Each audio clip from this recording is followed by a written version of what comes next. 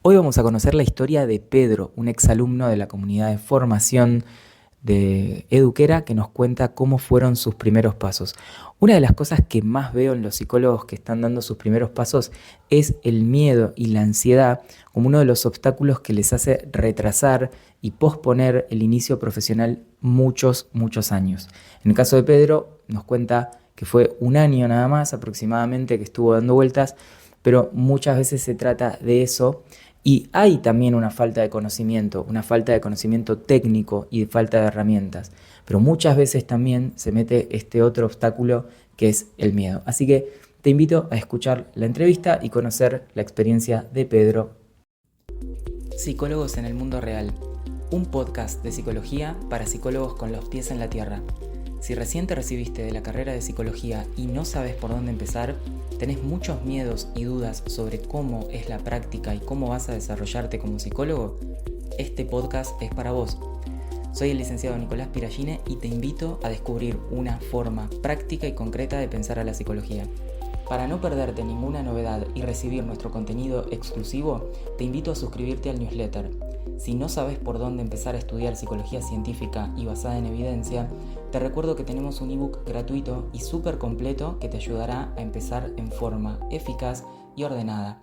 Encontrarás los links a estos recursos en el episodio. Sin más preámbulos, comenzamos el episodio de hoy. Entonces ahí iniciamos la grabación y Dale.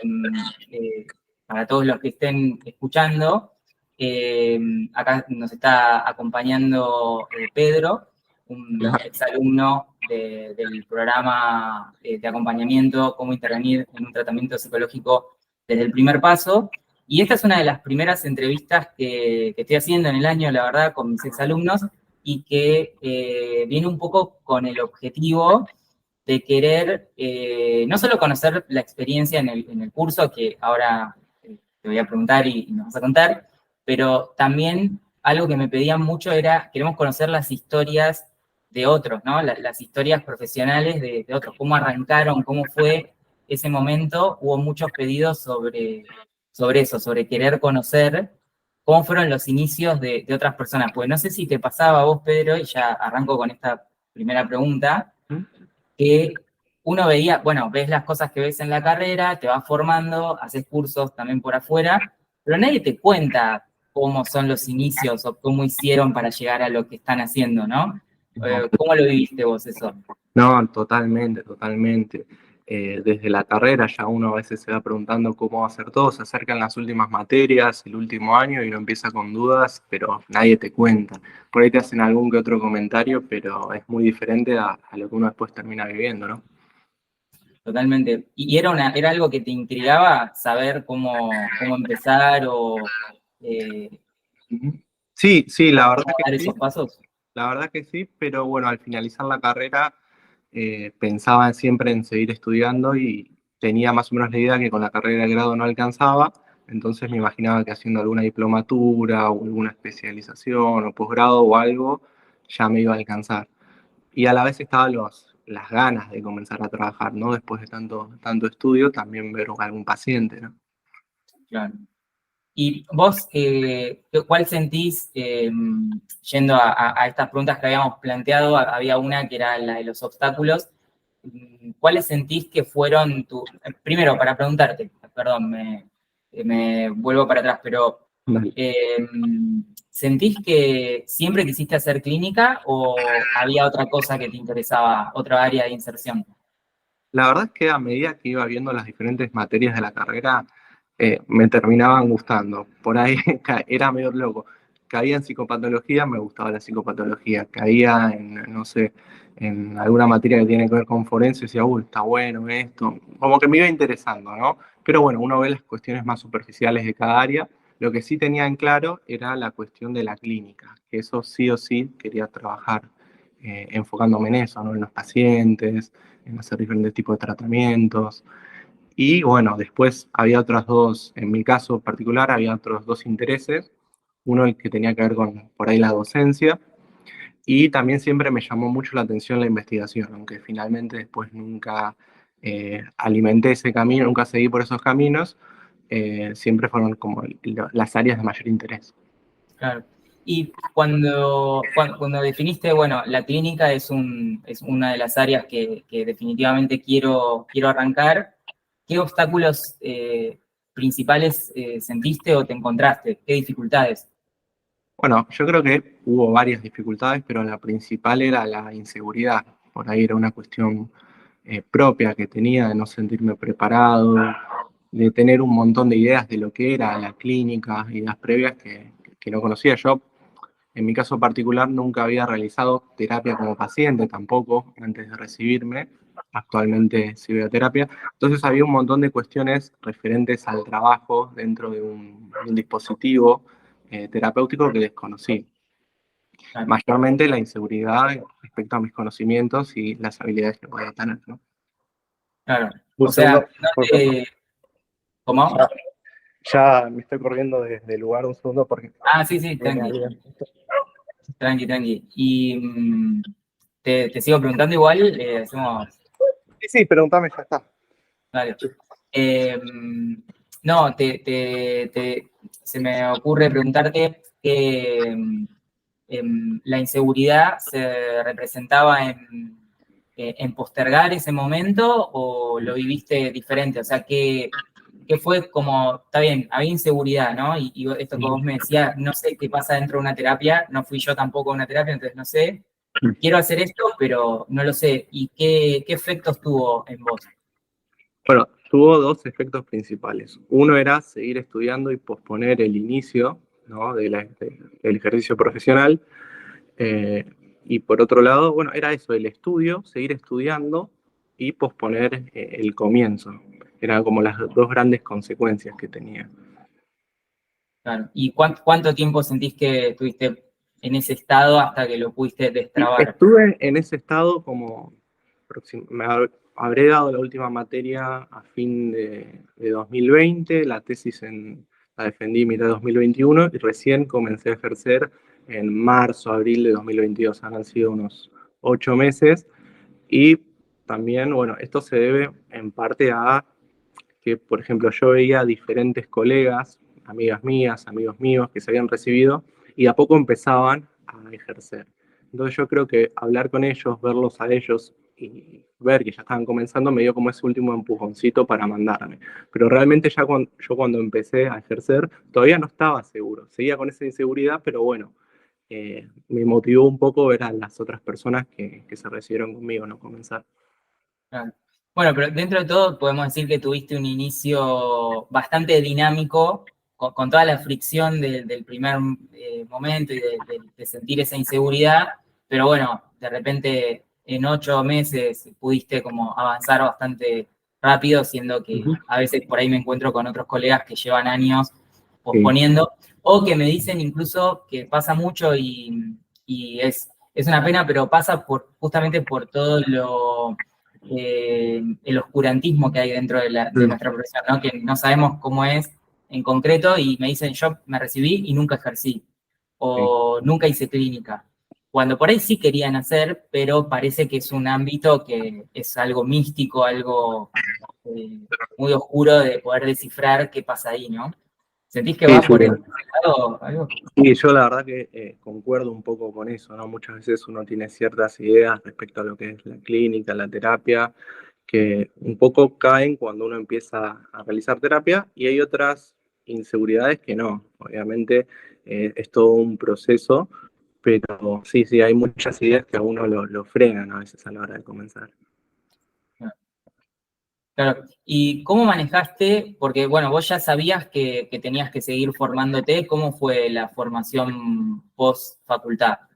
Bueno, fueron varias formaciones, obviamente no voy a detallarlas todas, pero la verdad es que me dejaban como una especie de, por un lado, cierto conocimiento, pero por otro lado, seguía teniendo como esa necesidad de afirmación en cuanto a la práctica, ¿no? Porque toda formación que por la que pasé por 2 diplomaturas y un posgrado, seguían agregando ¿El cuestiones. posgrado de qué? Disculpame que te interrumpa. Sí, en realidad tiene el título de posgrado, no sé si oficialmente se cataloga como posgrado, Sí, pero es en psicopatología enfocado desde la terapia cognitiva. O sea que vos veías diferentes claustros teóricos, diferentes tipos de diagnóstico, mucho acerca de las cuestiones por ahí biológicas, también psicológicas, y después la parte clínica se enfocaba desde cuestiones más cognitivas, que estaba bueno, pero nada, no me terminaba de cerrar. Fue un buen conocimiento, pero no me terminaba de dar esa seguridad por ahí, ¿no? A la hora de ejercer. Claro, y entonces me contabas que te dejaban un conocimiento, pero no terminaban de quitar esa inseguridad que Exacto. sentías. Eh, ¿Por qué sentís que pasaba eso? ¿Era un conocimiento muy teórico o...? Bueno, en parte, en algunas ocasiones sí, en otras era más que nada teórico, pero por ahí le faltaba un enfoque práctico. Y también hay una cuestión que es que, obviamente por cuestiones de quizá de habilidad, al principio uno necesita igual cierto recorrido, que pase cierto tiempo para saber aplicar ciertas técnicas o ciertas conceptualizaciones, que por más que las sepa teóricamente, después las tiene que ver concretadas en la clínica. Y eso también te lo da un poquito el comenzar, el ver pacientes en que pase cierto tiempo. Eso por un lado, y por el otro lado sí cuestiones teóricas que por ahí estaban muy bien, pero no iban al detalle que yo necesitaba. Sobre todo porque viéndolo desde mi lado, que yo era una persona que tenía cierta inseguridad para ejercer. Por ahí había otras personas que no presentaban esta inseguridad y a la hora de tomar esos contenidos los sabían ayornar de otra forma a su práctica, ¿no? Claro, claro. ¿Y te acordás cómo diste con nosotros? O sea, cómo llegaste a SIPSI, el programa de cómo intervenir desde el primer paso? ¿Cómo Sí, llegaste a yo, conocernos? sí, más o menos desde que estoy terminando la carrera, sigo a varias páginas de psicología en Instagram, que es la principal red social que utilizo. Siempre trato que sean páginas que más o menos tengan la misma visión que yo tengo de la psicología, que tienen que ver con una visión científica, de terapias basadas en evidencia, cuestiones que vayan por ese lado, ¿no? Terapia cognitiva, terapia conductual, aceptación y compromiso, ese tipo de cuestiones. Y no me acuerdo por qué, bueno, empecé a seguir la página en un momento, cuando recién empezaban los cursos, que creo que eran 2021, 2022, por Sí, ahí. Y 2021 en ese arrancamos. momento, en la primera entrega del curso, pensé en anotarme, pero dije, no sé, voy a ir por ahí por otra formación primero, pero siempre lo tuve ahí pendiente. Mm. Y siempre veía publicaciones constantes y la verdad que me llamaba mucho la atención lo que proponía y también un poco lo que prometía, entonces dije, bueno, voy a probar. Aparte sabía que era un enfoque que por ahí yo no tenía muy aceitado, que es el que se enfoca más en el análisis funcional, los principios de aprendizaje, todas esas cuestiones que por ahí yo no había visto mucho en mi formación y quería tener un poquito más asentados. Aparte, el énfasis en la parte práctica es lo que me terminó de convencer, que justamente es lo que yo venía buscando, ¿no? ¿Qué te aportó si es que logramos aportar algo diferente Sí, a otras formaciones? sí. Yo creo que son tres cosas principales. Una es justamente que después sí se le termina dando ese énfasis en las cuestiones prácticas, más allá de que hay una o dos clases donde obviamente tiene que haber una introducción teórica, Claro, después se la le pone base. mucha énfasis, claro, la base, mucha énfasis en cómo intervenir, en ejemplos de casos puntuales, en trabajarlo por ahí con los compañeros y más o menos ver si uno va adquiriendo esos conocimientos. Por otro lado, yo también valoro mucho el tema del contenido, que por ejemplo hay diferentes carpetas en cada módulo, en cada clase, donde hay muchos textos, muchos documentos, muchas herramientas en el caso del plan total, que la verdad están buenísimas, porque a veces uno se mete en un curso y te dan algún que otro texto, pero acá se nota que está bien pensado, bien organizado y bueno, si bien obviamente no leí mucho de eso todavía, sí lo estuve hojeando y creo que ahí pues, se puede sacar mucho. Y en tercer lugar, bueno, que las clases eran bastante amenas, ¿no? Se dan con cierta naturalidad, con cierta calidez, que eso estaba bueno. No era como una clase por ahí más eh, formal en términos académicos, si bien tenía una rigurosidad académica, el tema del trato no era verticalista ni nada por el estilo, sino que se daban buenas charlas, eso es interesante. Qué bueno, qué bueno. Si tuvieras que destacar una herramienta que sientas que te sorprendió o te ayudó o que incluso decís, che, esto lo estoy usando medio todo el tiempo en la clínica? Viste que son esas las cosas que creo yo que realmente sirven, las que uno después dice, la verdad que esto ahora lo incorporé y lo estoy usando, o es una herramienta que me cambió mucho la forma de... ¿Cuál dirías que es?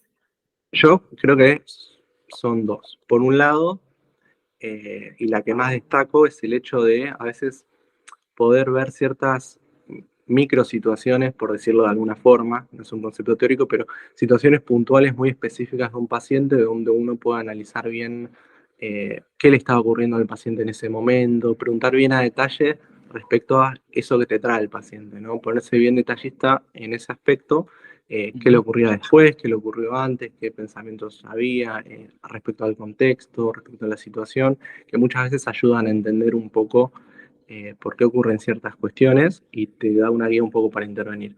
Y por otro lado, por ahí un poco de forma más general, eh, me dio cierta forma de sistematizar muchos datos que uno cuando comienza la terapia con un paciente va adquiriendo, ¿no? Hay ciertas herramientas, ciertas preguntas, cierta forma de organizar la información que en mi caso particular me faltaba. Pero yo creo que en cuanto a herramientas, así como vos preguntabas, lo primero que mencioné, ¿no? Cómo analizar las diferentes situaciones puntuales.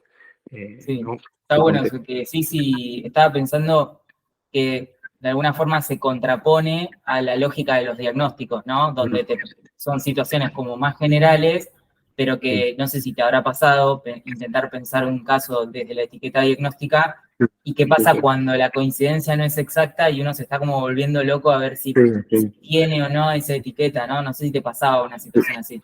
Sí, a mí me pasaba, por ejemplo, eh, que, bueno, lograba identificar más o menos en ciertos parámetros cuando comenzaba a atender, ¿no? Que un paciente por ahí podía tener cierto diagnóstico de ansiedad, cierto diagnóstico quizá de depresión.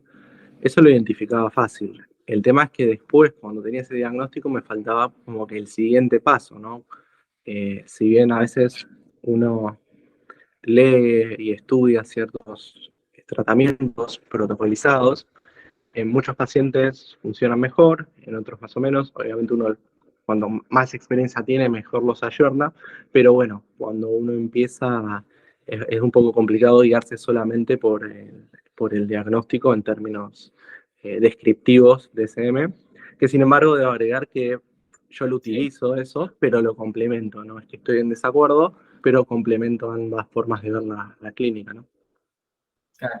Claro, de hecho, en el curso, y pasa mucho, nosotros lo trabajamos así, vos lo sabés por el módulo 2 que lo trabajamos como un complemento, y no es que lo desechamos, todo lo que Sí, se no. pueda aprender para entender un caso, mientras uno lo tenga, como vos decías, ordenado, que yo creo que ahí el tema de las distintas variables funcionales, disposicionales, eso como que ordena un montón, no sé si lo viviste así, a mí por lo menos, y después tener los complementos de las escalas que uno pueda tomar o los diagnósticos, te ayuda un montón, pero siempre la situación específica de nuestro paciente, que no puede ser igual a la situación específica de otro paciente con la misma etiqueta, la vamos a poder Tal cual. adaptar con eso que dijiste vos, a las situaciones micro.